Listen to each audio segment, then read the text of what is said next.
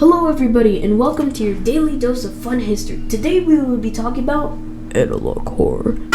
So get your popcorn and drinks and get ready to be spooked, scared, or even,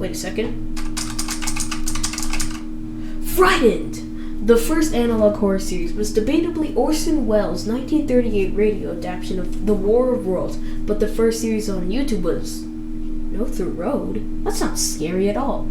Oh, chill! So yeah, that's pretty creepy. But the whole thing is that how analog horror has evolved. I mean, in the video, there's no creepy, distorted creatures since they didn't have that type of technology. Seriously, look at the monster in No Through Road compared to the monster in the popular series Mandela Catalog. There is a clear difference between the years.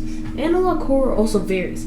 There's a difference between the suspenseful and more psychological horror series Mandela Catalog and the blog series Mary Mary. I mean, seriously, almost anybody can make analog horror if they have a good idea. I am actually an example of that theory. I mean, sure, my analog horror isn't the best of quality, but still, it is an analog horror episode.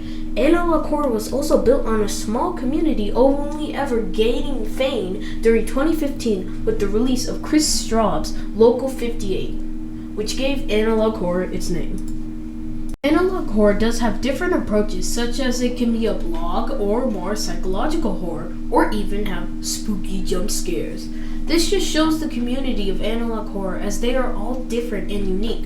No disrespect, but most current horror movies are mostly the same slasher killer scenario. The slasher or killer runs after these people, tries to kill them, and all that. There's not much difference, as it's a large industry and analog horror is just a subgenre mostly found on YouTube.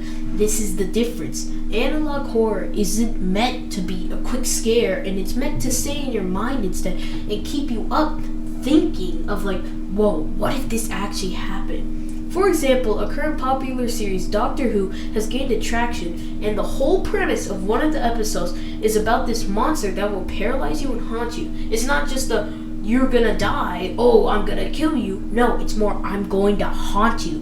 That is analog horror. Just the feeling of wanting to be killed because of just the torture that you're going through. Sure, it's gruesome, but it's amazingly creative.